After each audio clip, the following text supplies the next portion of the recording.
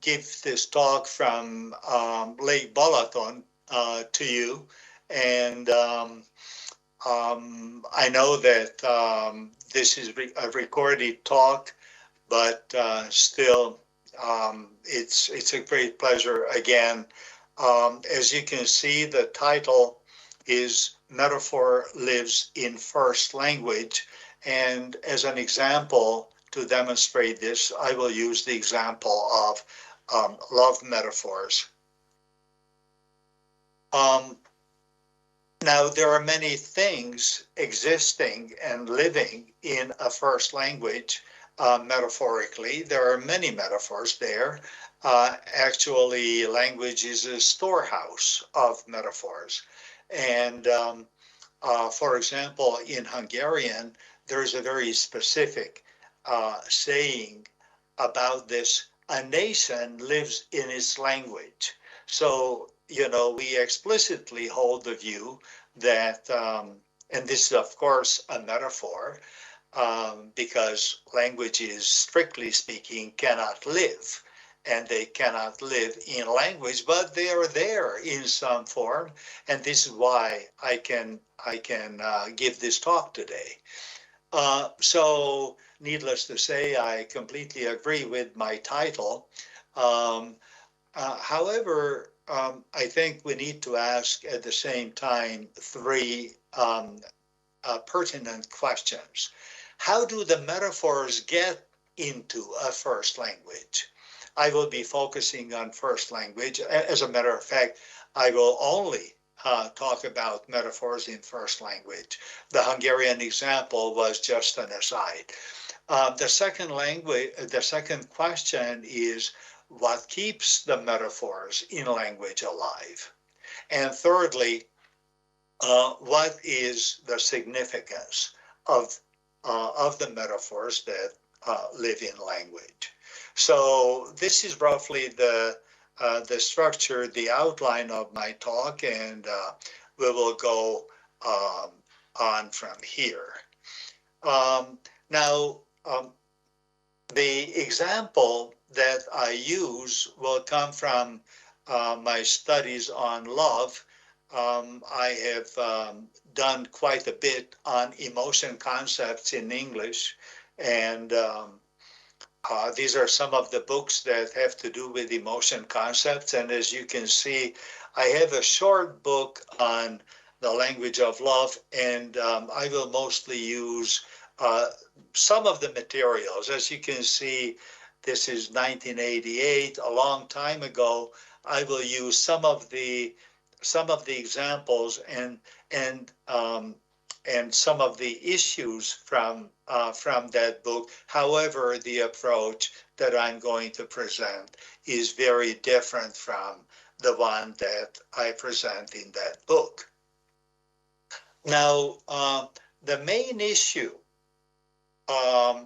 or one of the main issues in my work on love, was what is the difference between love and affection? Actually, the relationship between the two concepts, love and affection, is very much debated. It is how they are related to each other is not quite clear. There are those who would say that love is one concept and independently affection is another concept. Oh, and there are those, and this is especially the old-fashioned view, that affection is a superordinate concept to love. Affections are basically would correspond to what we would call emotions today. However, from a cognitive linguistic perspective, we can suggest something else about the relationship. We can visualize in this diagram the relationship between love and affection. We can say that there is a superordinate concept, love, which includes all kinds of related concepts, including affection, care, lust, infatuation, passion, fondness, crush, and so on. As you can see, those of you who are familiar with American English, some of these come from American English, especially crush. However, you can also see passion. I am using passion as short for romantic love. So we can say that the generic concept of love would include not only affection as a more specific concept, but also romantic love that I call here passion. So I am trying to um, um, show you the difference between um, love as passion, in other words, romantic love, and um, affection, which is love as affection in the previous diagram here. So both of them would be subcases of love as a generic concept, as an inclusive concept. So let me first give you some typical American English metaphors for romantic love, which, based on the previous diagram, I would name love slash passion. Now, John is burning with love for Mary, a very typical metaphor. And when I say that these are based on English, it doesn't mean that they don't exist in many other languages. I was swept off my feet. He could not contain his love for her. It was a whirlwind romance. She fell in love at first sight. We were drawn to each other. They were deliriously in love. I am madly in love with her. She is my old flame. Okay, now let us see some typical examples for love as affection. They had a warm relationship. My son and I are very close. The warmness of their welcome made me feel at home. She is slowly warming up to me. He is a cold person. It was a heartwarming experience. So these are some of the examples that characterize love as affection and love as romantic love. Now, the question is, how do these two sets of metaphors emerge? That is, how do the metaphors that we just saw, by the way, we can call them linguistic metaphors as opposed to conceptual metaphors, how do these two sets of metaphors emerge? In the case of affection, we can argue that there are two primary metaphors involved. Affection is warmth and affection is closeness. If we look at the examples, we can see mostly warmth metaphors and some cold metaphors and one closeness metaphor. So now primary metaphors are extremely basic metaphors, and they emerge completely unconsciously. You don't have to be a creative writer to come up with them. They just come up, they emerge unconsciously because they're based on certain correlations in experience. Here, the correlation would be, for example, between warmth and affection. The idea comes from the mother-child relationship, and this is why our mothers hold us close to their bodies. That gives us warmth, and this is how we learn concepts like affection. So there is a completely natural, close relationship between warmth and affection. Um, as opposed to love as romantic love or passion for short, where we have two additional primary metaphors, but they are different. Intensity is heat, and causes or forces. These are also based on bodily correlations. However, they assume two different scales. The affection metaphors would assume a cold, warm scale. That is, lack of affection would be cold. Presence of affection would be warm. That's one scale.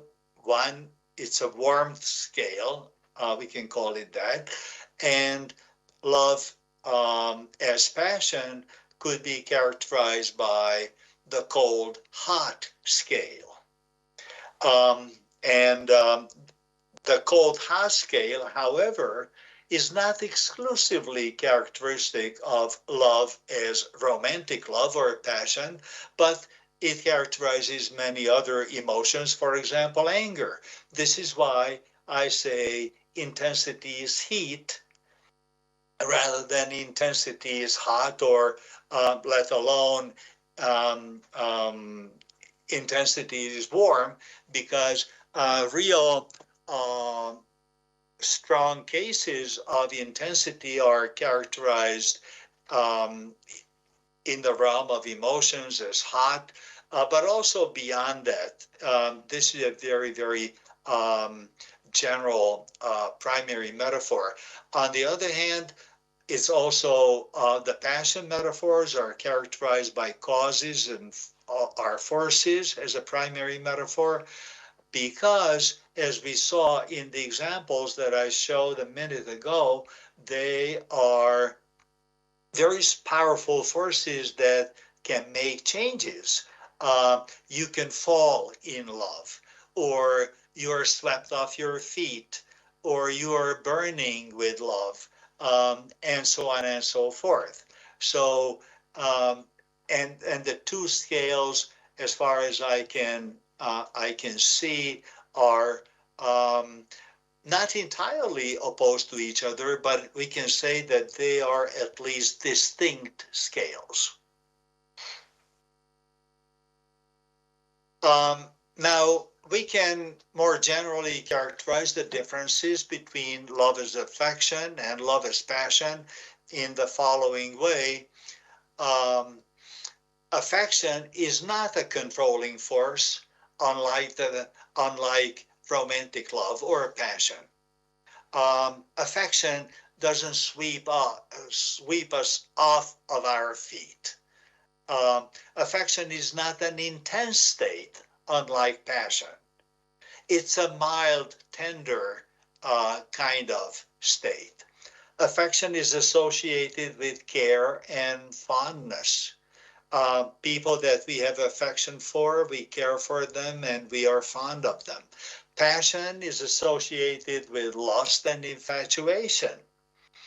Affection is constant and lasting, whereas romantic love is a temporary, short-lived kind of experience. At least this is what we can establish on the basis of many of the examples that characterize these two emotion concepts.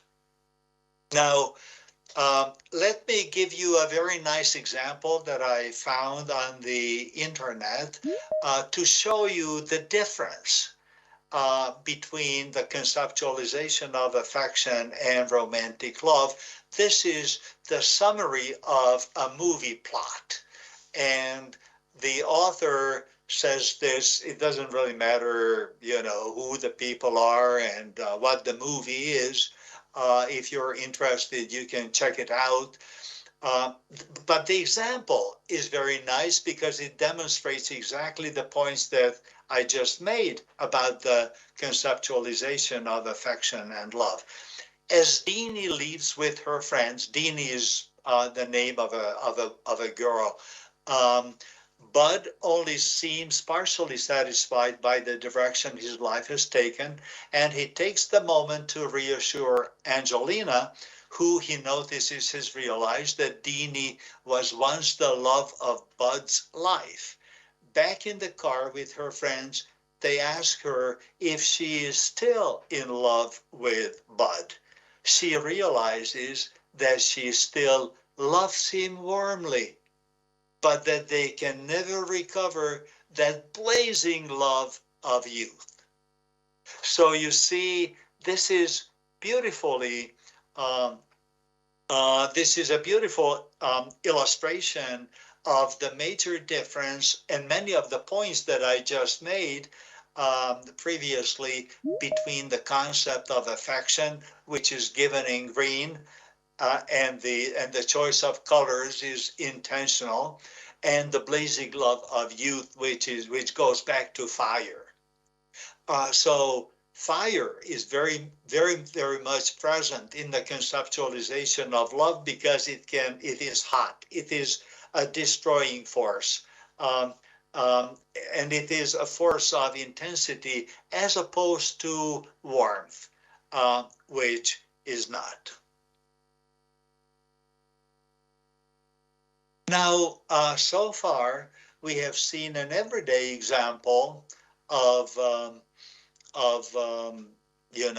how metaphors function in language.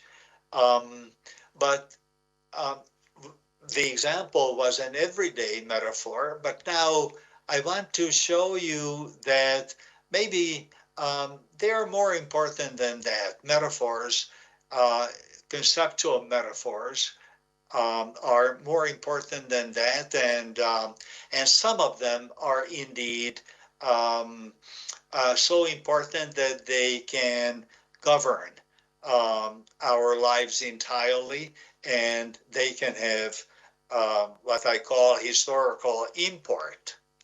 Now, if I hope you're sufficiently curious, what can be so important about metaphors, but here is the point. What about St. John's statement, God is love? We can raise the same issue that we raised before. Is the love in the statement, God is love, affection? Does John mean affection, or does John mean passion? So I think we can have a better idea of what he really means based on the original biblical passage. This is John talking. Beloved, let us love one another, for love is from God. And whoever loves has been born of God and knows God. Anyone who does not love does not know God, because God is love.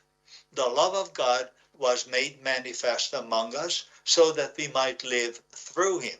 Not that we have loved God, but that he loved us. So how can we answer the question, is it affection or is this passion, on the basis of what I said so far? I think we can suggest that the kind of love that John is talking about is that emanates from a central place. In his case, it obviously emanates from God. It is the kind of love that we receive and radiate to others. It is the kind of love that provides us with warmth and comfort. It is the kind of love that gives us a sense of safety in the world. So you can ask, well, okay, some of these are easily understandable, but how about the rest of them?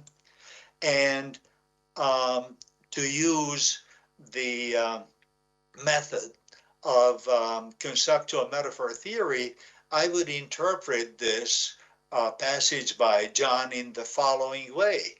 In the passage, the source of warmth corresponds to the source of love. In this case, and obviously when we talk about warmth, that would be the source of that kind of love would be God, according to the passage.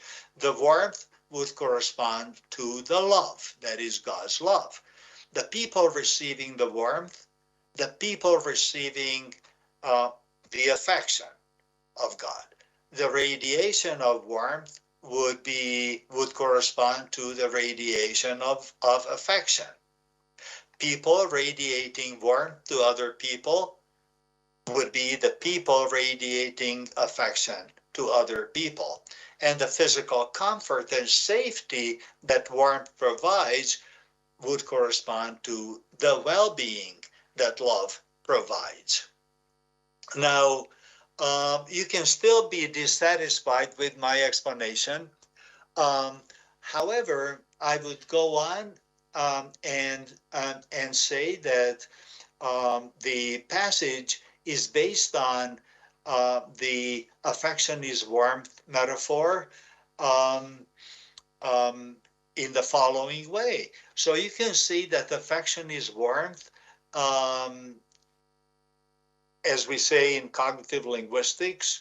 Uh, the two concepts are within the same frame, and this frame has a particular is based on a particular correlation between the feelings of the child and the body warmth of the mother. In other words, the affection is warmth metaphor is based on the mother-child relationship.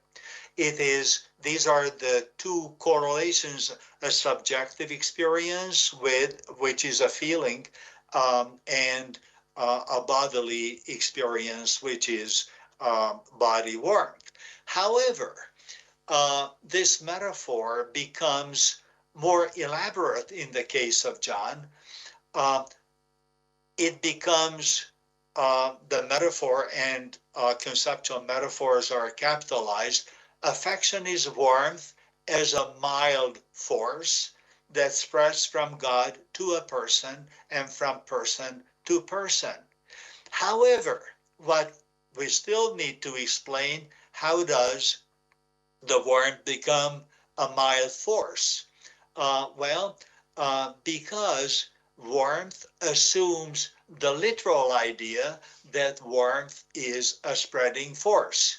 So notice that essentially John reconceptualizes warmth literally from his own experience, that warmth is a spreading force. So if there is something warm, it spreads the heat and something else becomes warm and so on. So this is why the metaphor is more complex, but at the same time, it retains um, the element of warmth for affection. So again, the metaphor used by John, at least on my interpretation, is not simply affection is warmth.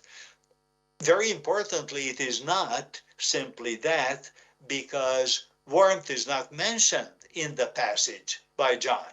However, what we see clearly in the passage is that John builds an image um, based on warmth, and the image is, and this is completely literal, there is nothing metaphorical.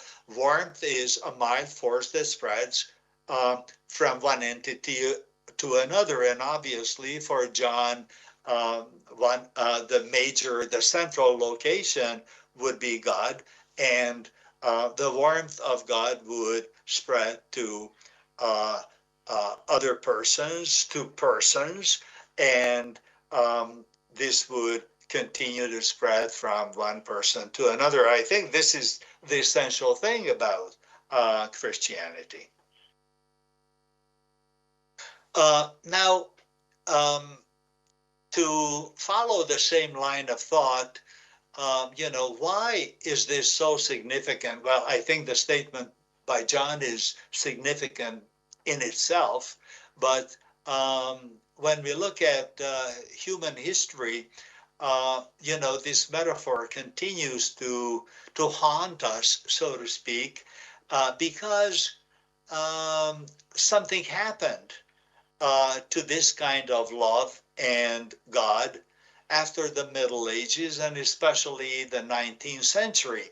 I am singling out the 19th century because something major happened in the middle of the 19th century, namely Charles Darwin wrote a book with the title The Origin of the Species, where there was no room for this kind of thinking any longer.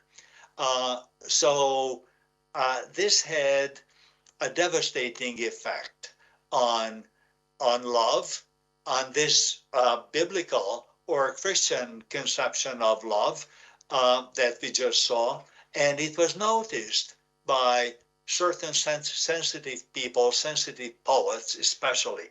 One of these sensitive poets was the English poet Matthew Arnold, who wrote a beautiful poem with the title Dover Beach, and the context of the poem is that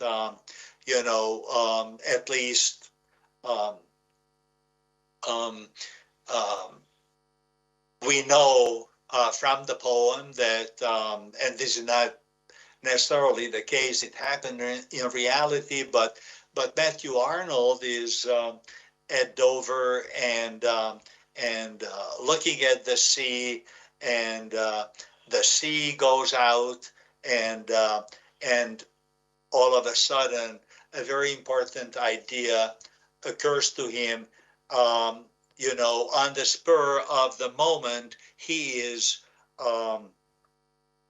motivated by what he can see um, on the beach, and he writes this: the sea of faith was once too at the full, and round earth's shore lay like the folds of a bright girdle furled. But now I only hear its melancholy, long withdrawing roar, retreating to the breath of the night wind down the vast edges drear and naked shingles of the world. Um,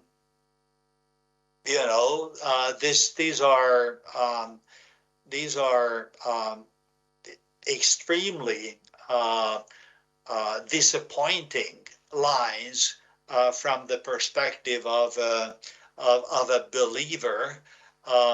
Notice that he opens the stanza with the sea of faith, and obviously the sea of faith is the faith in the biblical conception of love, which we just talked about. And he says, it was the sea of faith was once too at the full and round earth's shore, and lay like the folds of a bright girdle furled. And this is what he may have seen when he looked down the cliffs of Dover. This is this is when the sea withdraws. This is ebb tide, where instead of the sea that covers the earth is entirely exposed and cannot protect. There is no protection, and this is exactly what prompts him to say what he says in the stanza, and we can explain it by means of metaphor theory in the following way. There is, of course, the big metaphor, faith is the sea, and of course, faith is Christian faith here. But there are two additional metaphors that are important. One is health is wholeness, in the phrase at the full. Okay, and the other is perfection or completeness, which is roundness metaphorically, and he is talking about the condition, the human condition, when the health and perfection of the human condition was at its peak until the coming of the changes to the established order of the world in which religion played a major role. So basically, this is a plaintive cry on the part of Matthew Arnold about the disappearance of faith, in the same way as at ebb tide, the sea goes out and it exposes the land. The change is caused by the withdrawing of the sea of faith, which is the faith in God's love.